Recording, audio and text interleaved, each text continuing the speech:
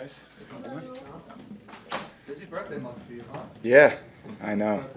Thank you. Appreciate it. I imagine that by the time you got home, Vivi was already in bed, but what was her reaction to you winning that game after she told you, I Yeah. love you, Daddy? Yeah, she was worried. She was sleeping, so I rolled over in the morning and she asked. So she was very happy. It's good to get her a win. Tom, much has made it been how you guys have been effective in the no huddle, and we've seen the Rams game and obviously the Saints game. What's your feeling about the no huddle and how much usage you would be comfortable with throughout the entire game? Yeah, it's a great tool. I mean, I've done it quite a bit over, my career. Everyone likes to do it when it works, and sometimes we tried it, it hasn't worked, and execution is really important to making it work. I think changing personnel grouping is good. I think tempo is good. There's a lot of different aspects you can use to try to create some softness in the defense. So, it's a good tool for us for sure. I mean, I hope we can always, we're trying to score every time we take the field. It's whether we go fast or slow. We just got to execute well. We got to throw the ball well. We got to catch it. We got to block. We got to run, and we got to do all the things and take score points. Is it something that has to be done, for lack of a better term, out of moderation? I think it's in terms of what do you mean? I mean, you can't run it All the whole time? game. Yeah. Yeah, no, that's tough. I think that's tough. Yeah, for a number of reasons. It's like blitzing's good, but should you blitz every play? No, I don't know. Now that they start to expect the blitz, I'm sure they'll.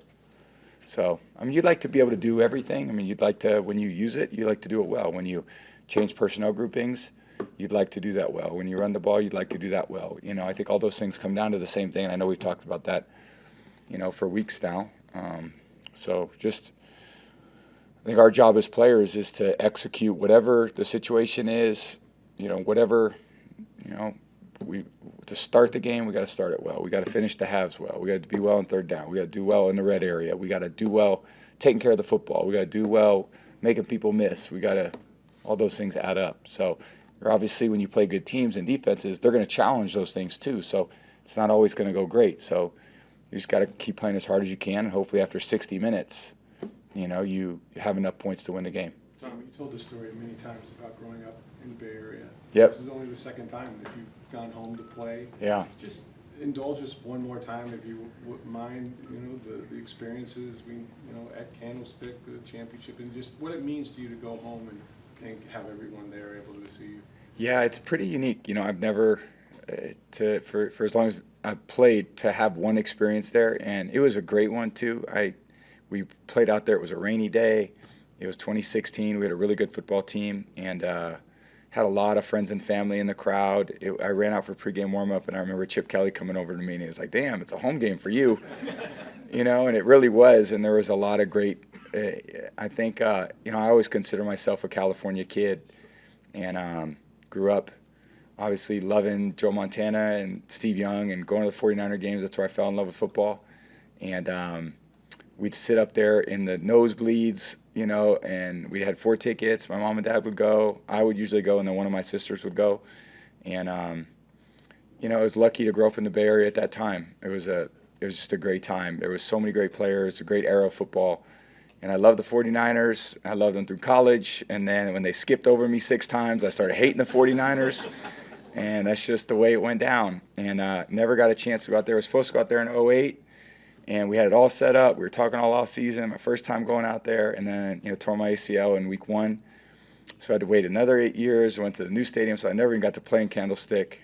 And then had the one experience, which was really fun. And it was just great after the game. It was nice for my parents not to have to travel and go to a game for once. So it's nice to go to them. So I'll have a great group of family and friends there that are all supportive. People from growing up in the neighborhood. My parents still live on Portola Drive in San Mateo, same house I grew up in. And, I was just a lucky kid growing up in the Bay Area. It was a great place to grow up, and loved playing football. In high school at Sarah, they're actually playing for the state championship, I think this weekend. Patrick Walsh has done an incredible job.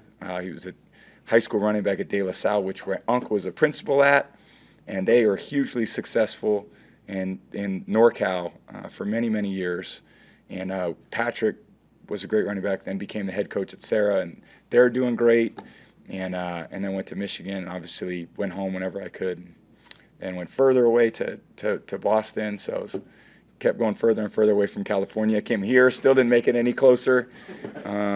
So my parents have certainly racked up a lot of frequent flyer miles over the years, but it's been a magical experience. It'll be great to go home and see a lot of people that I probably haven't seen in a long time, my aunts, my uncles, and try to go win a football game. Tom, when you speak about magical experiences, 44 career comebacks in the fourth quarter.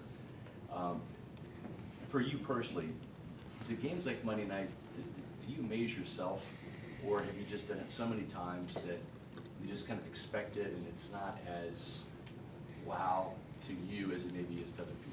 I think they're all great in different ways, and I think when you lose, you take it to heart. When you win, man, you celebrate it. And some games, would I rather win by 3 touchdowns? Absolutely. But if we're not going to win by 3 touchdowns, I mean, that's a great way to win a game because, y'all remember that game for the rest of my life.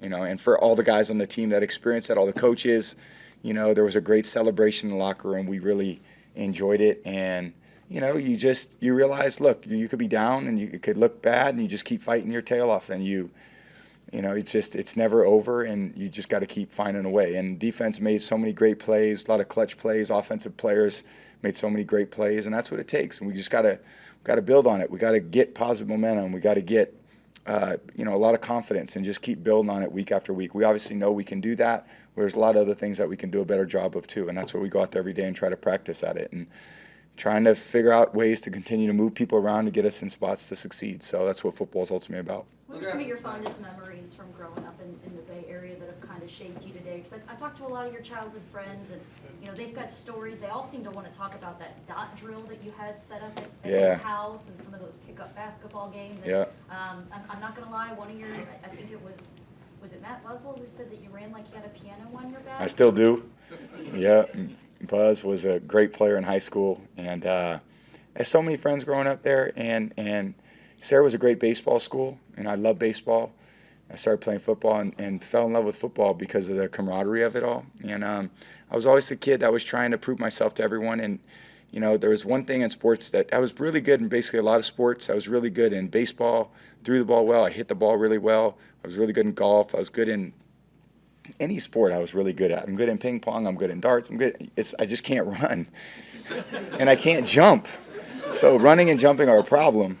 So I always tried to work hard at those things, so I put the dot drills down because those would help move my feet faster. And, that really helped me, I think, get into college. And then I kept working at it, and I still work at it. I was out there working on my running today, and Griff's going, man, you got to move faster than that, man. You're just not moving as quick today, which is, I can't afford to be, 80% of my quickness because that's really slow. I got to be 100% of my slowness, which gives me at least a fighting chance. So, I just keep working. I worked at it when I was in high school. I worked at, I woke up every day at 6 o'clock, and I tell my kids, man, I wasn't a great student. I had no interest in school. I guess you ran for class president your freshman year? Yeah, I lost that.